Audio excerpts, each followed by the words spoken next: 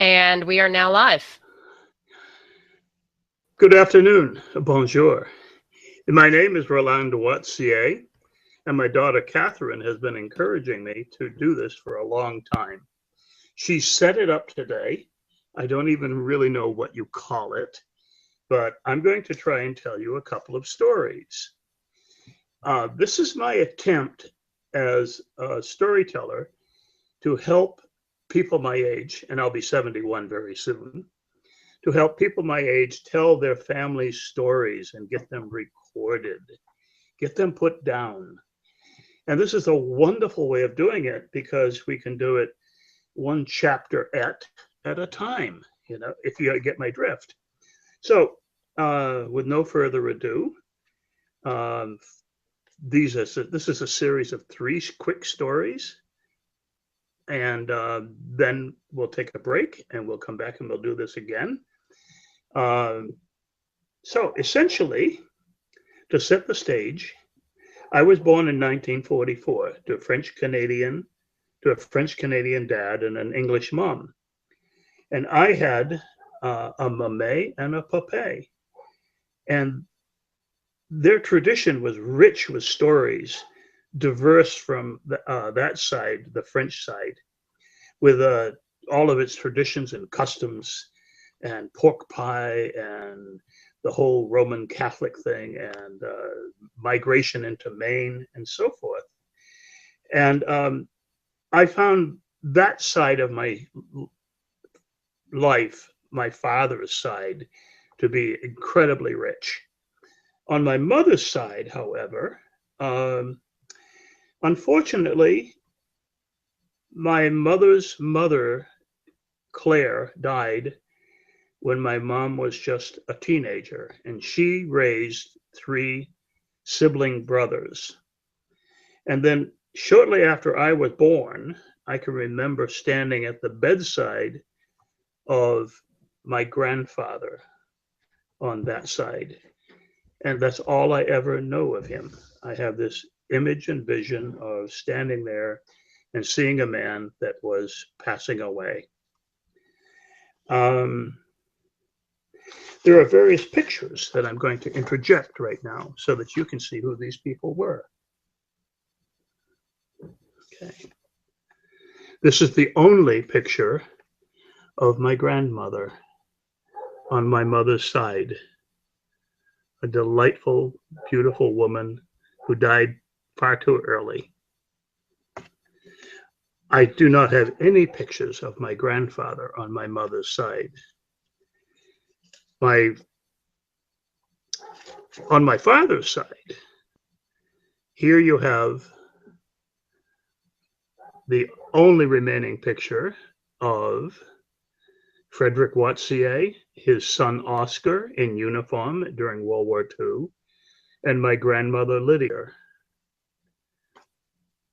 And then here you have, there was a sort of a gang, a group of young people who hung out in their 20s during the World War II period.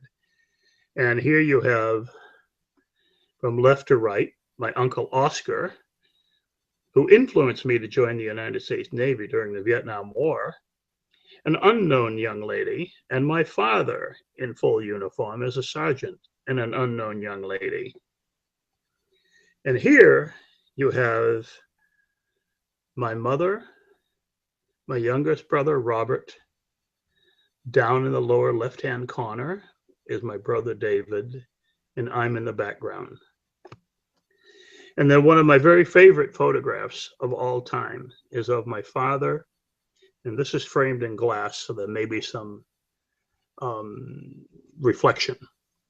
In a camp that we built, my dad and I, way up on the Machias River, miles and miles back into the wilderness, and we went deer hunting there. And after completing this camp, which took us 2 weeks, doing it in the very old way, chinking the logs, cutting them, everything like that, we used that camp for a number of years. And so building that camp with my dad and those type of memories are really powerful. So enough of the pictures, and let's go on. As I recollect, in the fall of the year of 1949, I would have been 5 years old. My dad rented a garage 3 houses down on the other side of the street, that being Highland Avenue in Gardner, Maine. After supper, if my schoolwork was done and my chores were done, he and I would enter into that car-and-a-half garage and labor for hours all winter into the late spring on what was probably the most beautiful wooden boat anyone could ever imagine.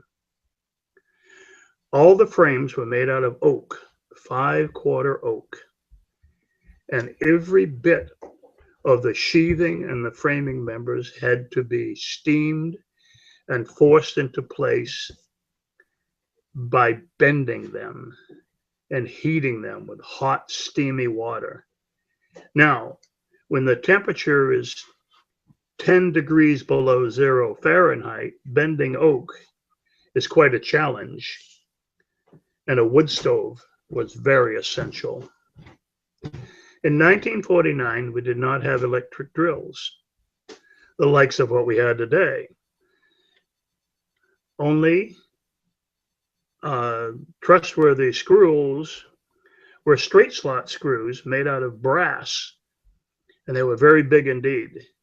They required countersinking, pre-drilling, and all done with devices, with a device called a bit brace.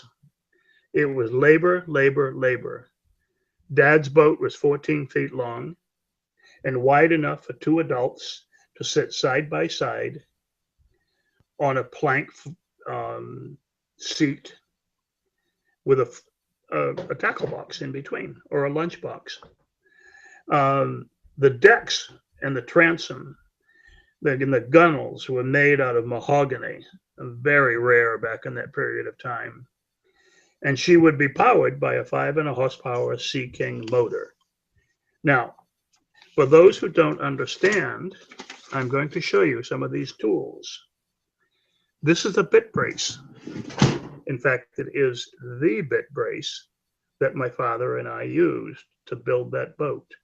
You would place it in your chest, and you'd have a straight slot screw here rather than the drill, and you would turn it and turn it and turn it until the screw was drilled in. You would use the same device or a similar device like this to drill the holes with a drill bit here, a twist drill, just like we have today.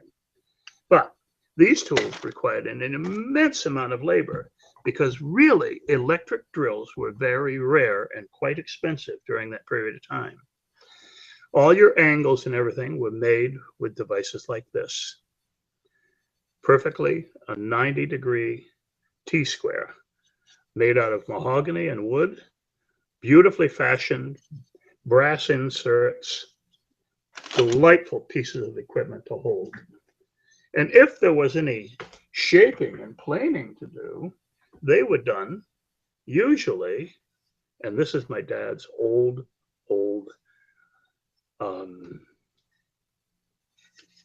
what do you call it? I can't remember. I'm sorry. I'm 71. I'm having one of those moments. But you can see that they were so precious that when it cracked, my dad had it welded here. And you could, shave things perfectly flat and level by running it across there like this. And it would just do a beautiful job. The adjustments were here. You could turn this and it would change the pitch.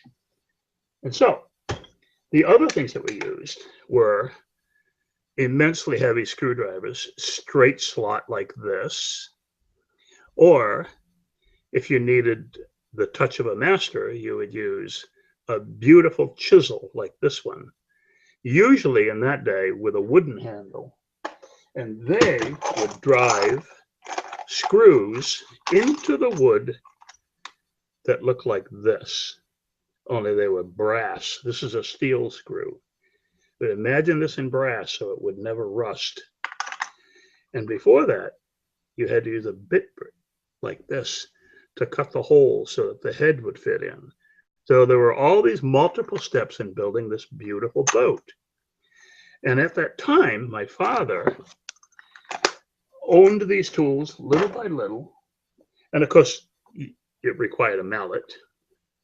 And if you had angles, the angles were made with a device like this, so that you could set the angle like this and extend it. This one hasn't been used for a long time, and this is my father's. And it's a beautiful device. Lovely wood, all sorts of brass holding it together. And it still works today as proficiently as it did then. So the other thing is, if you had some very detailed work to do, you would make it with planes. That's what that big thing was. It was a planer, a hand planer. Well, here's another kind of hand planer. And it was adjusted by pulling this out and sliding these two things up and down, securing it this way with pressure. Now you can see that the point's far too far beyond at this point. So it would be adjusted that way, set, and you can see that it would give you a beautiful profile. You get the idea? So all of these tools were all hand tools. And at the same time, there was also great saws. I seem to have lost it. Oh, here we go. This is not only my father's hand saw, which I have kept in as good a condition as I can, but you notice a little nub in there. That's so you could turn it over and make one cut. And this was for rough cutting, because even back then, in the 50s, power saws were quite new. The kind we have today, that skill saws that we think are so available. Back in that day, the transition period, this was the tool. Look at how elegantly crafted this is. This was Zidi Valcouz, my step-grandfather, to me, my only grandfather. This was his hand saw. And it came to my father, and it is mine. And soon, I hope someday, I hope my son, Matthew, or Catherine wants it. So, back to the text. What I'm trying to do here is to show grandmothers and grandfathers that it's not that difficult to actually record your story. The people who have the stories to tell, those families seem to live on in a certain kind of richness. The people who's, like on my mother's side, don't have a story to tell, that part of the family seems to disappear. Even with great genealogical research, all you wind up with are names and dates, not necessarily great stories. So, as soon as oh, wait a minute, where am I here? I have to go back to my notes, excuse me. Back to the 5.5 horsepower Sea King motor. A wonderful motor. A little bit of gasoline, the thing would go forever. Okay. As soon as the ice was out, we built that boat all winter long. And as soon as the ice was out in 1950, my dad bought a boat trailer. And we started fishing as a family. Mom, Dad, me, and my brother David. Robert had not been born yet. Saturdays and Sundays mostly. Now, it so happened on Halloween night of that year, 1950, my brother and I went out trick-or-treating.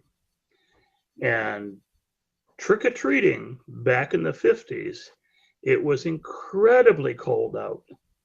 You bundled up, you had your long johns on, and you went through the neighborhood and no one had to worry about all the things that parents and children have to concern themselves with today. It just didn't happen. It was a delightful evening. I remember one place in particular that used to make these wonderful glazed donuts, and they had a bakery in town. But on this particular night, you could go to their bakery and their house, and they would give you a delicious, fresh from the oil donut. Oh my God. People used to try and sneak back in and get one or two, but they caught on pretty quickly, you know. And everybody was generous, it seemed like, and it was such a time of happiness.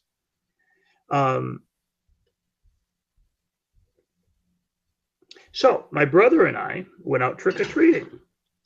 And without us knowing it at the time, my mom and my dad drove from Gardner up through Hollowell into Augusta, and they bought a brand new 1950 Robin's Egg blue Chevy Bel Air. Oh, by the time we got home from trick-or-treating, they were sitting in the driveway waiting for us to return. Wow, what a beauty that car was. Brand new, perfect, straight from the showroom, not needing any repairs or anything for years. Now, at this time of the year, you know, smelts are running, and you need smelts to go ice fishing. And back then you couldn't just buy bait fish. You had to sort of acquire it yourself. So my dad said, let's go up to the brook in Hollowell and see if the smelts are running. I think they are. And it's dark, very dark, cold night. Leaves, what few are left, are still falling from the trees. Wind is blowing. It's really cold and bitter. But it's a brand new car. So with all of our treats and that type of thing, 2 big bags full of them, grocery bags, David and I piled into the back seat. Mom in the front seat, Dad driving. Oh, that new car smell, where just, mixed with the candy smell and everything. For kids, it was heaven. So the next thing we know, Dad finds a place to pull off the road near the brook. And he tells us, okay, don't worry. I'm going to park here for just a few minutes. You guys got a flashlight. Don't worry about it. Oh, no, I need the flashlight. Oh, I'm going to go down and check, see if the smelts are running. The brook was no more than 4 or 5 minutes away, where it came down into the lake that held them. So Dad said, promise, be back in 10 minutes. Dad gets out of the car and heads down the road, flashlight in hand, into the woods by the brook. Well,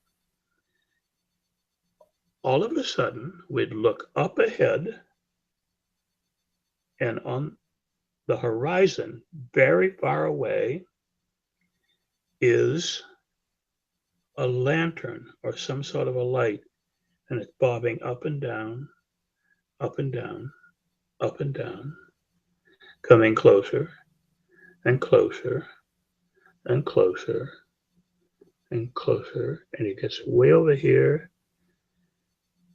And we're watching this, really getting afraid. And then all of a sudden, on the driver's side window, you get the knocking of a double-barreled shotgun pointing right at us. Oh my God, my mother screamed like crazy. Whoever it was outside the car backed off, and words were exchanged, and he said, "Get out of my property now." And you really couldn't see his face because it was pitch black. And it was raining then. The rain had started to come down. Moments after that, my dad showed up, and there were words exchanged between this gentleman with a shotgun and my dad, who had served in Korea and in the armed services. And he takes it very clear, get out of here. My dad says, all right, we're leaving. We're leaving immediately, right now. He sticks the key into the ignition, turns the ignition on. Uh, uh, uh, uh.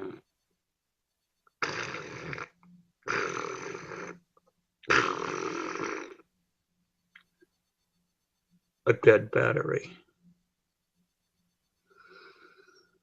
Take a deep breath. Smell that new car smell. A dead battery? Seriously? This car isn't even 3 hours old. Well, the old man who came from somewhere with a shotgun and a lantern said, be out of here by daybreak. Next thing we know, he's heading back. My dad is heading down the road with street shoes on, muddy, raining, and I suspect that was probably at about 9:30, 10 o'clock at night. Close to 8 a.m. in the morning, a wrecker shows up with my dad, a tow truck, we used to call him then, and they hook up the car and they pull it down to the dealership. Well, as you might well imagine, my dad had some choice words for the dealership people.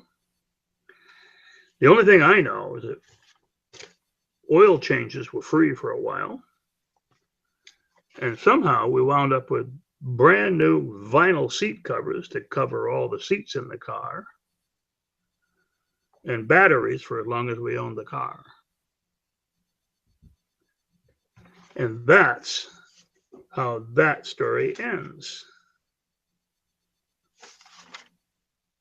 I think. Yes.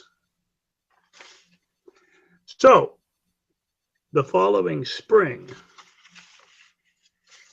mind you, the boat set in the garage, rented still, on a trailer, but the very next spring, shortly after ice was out and the roads were passable,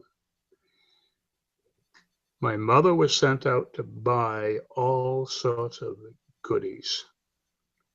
My dad had bought a big tent that had a canopy on it and a screened-in porch. And we had a big cooler that was made out of aluminum back in the days, sort of like the plastic ones you guys take to the beach these days. But back then, they were made out of aluminum.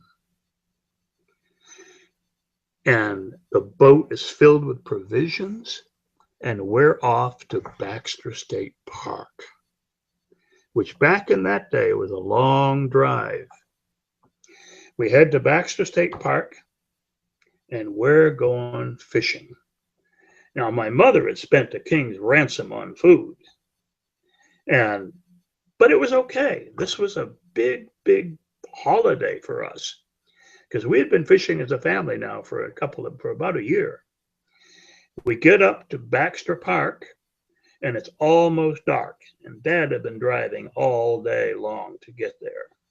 Well, we take all the provisions and stuff out, we set them out, and back in that day, Baxter Park consisted of a really big plot of land, but there really were no campgrounds. Tree stumps were everywhere, and in between the tree stumps, if you found a flat spot near the water, you could put your tent down. Well, there were 2 or 3 other campers in that area. And so we pull all of our gear out, and back then, everybody trusted everybody. You didn't have to worry about somebody stealing your stuff, you know. And if they did, they needed it. So all the provisions there, and Dad says, on the other side of that protector log boom that keeps all the debris and pulpwood and bark from getting into the spring is a beautiful place to catch brook trout. So very quickly, we left everything, set up our tent, and headed out on the boat. And as the sun was setting off to the west, we were getting our lines out, and we were catching trout after trout. In fact, before too long, we had pretty much caught our limit, but we were going to eat them all that same night. Back then, you could actually catch your food that you wanted to have that night. So Dad takes the boat and brings it right up beside the log boom. And we're fishing into the log boom. And before you know it, this great big bull moose starts to make his way down into the lily pads. And he would come down a little deeper, and more of his body would go into the water. And my father said, shh. My mother's up in the bow. My brother and I are midships, and my dad is back in the stern where the boat is, the motor. We put the fly rods down and the fishing gear down. This big bull moose came closer and closer. And when he was right broadside to us, he put his head down, and those great antlers dug up the water and pulled it up. And the water would come cascading down off the antlers and plunge into the water again, grabbing more lily pads. Up he would come, chewing on it.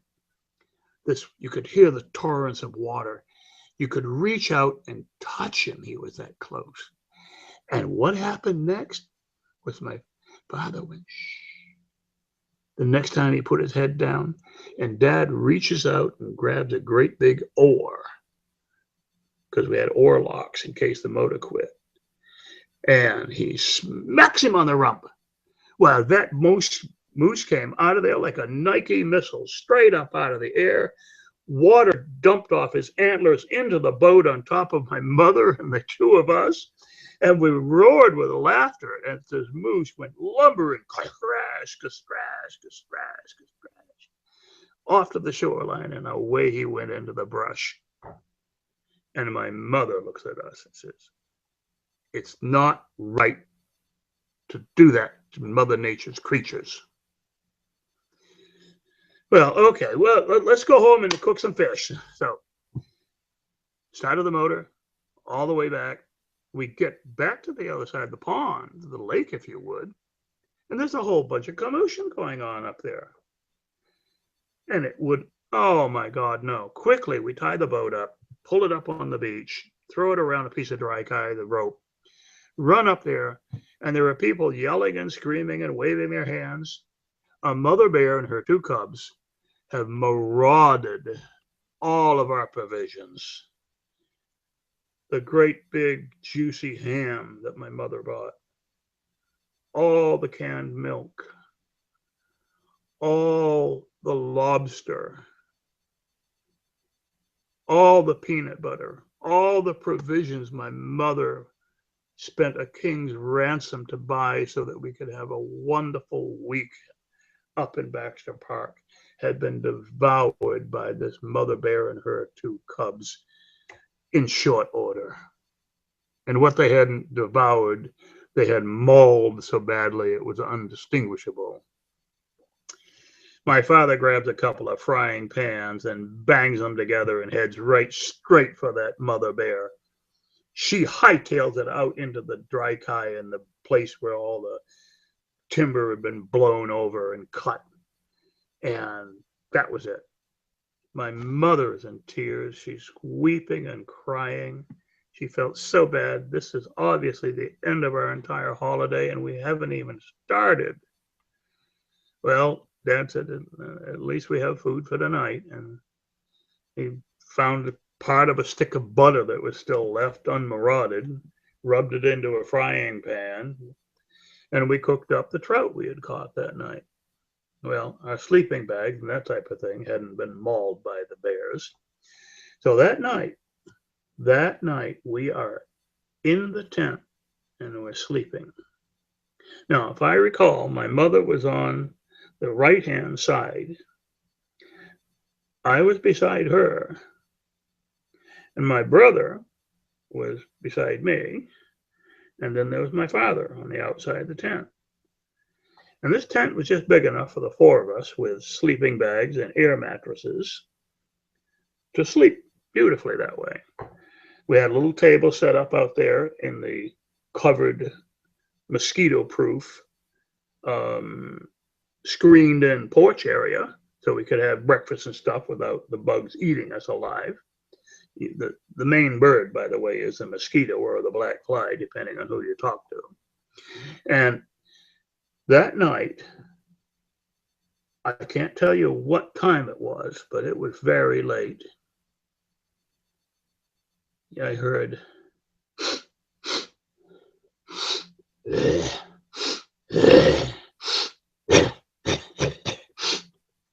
and by the lantern that was burning outside, you could see the shadow of this great big bear, followed by a couple of cubs, walking around the edge of the tent.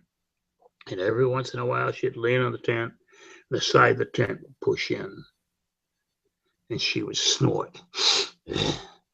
She came around to the front side of the tent. I'm just about scared to death. My brother and my dad are sleeping. I think my mom is, I'm not sure. And she took her paw and ripped the screening right straight down with her great claws, opened it up, stuck her head in, and she got closer. Take a great big sniff. Took a few more steps, got to the screen door that separated the porch area from the tent, stuck her head in, put one of her great paws right between my legs.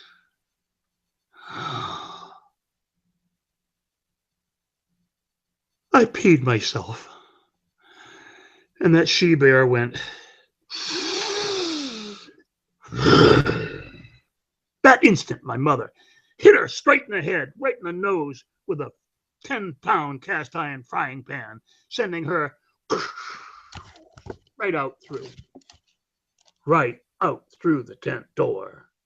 And that is a true story of the night Mother Bear met my mom. We'll have more stories next week, or the week after, whenever my daughter Catherine does this again. Kathy, Matt, and most of all, Abby, my young daughter, granddaughter, I love you all. Till next time, this is Roland Watier, French-Canadian heritage, telling you about Maine back in the 1950s and 40s. Au revoir.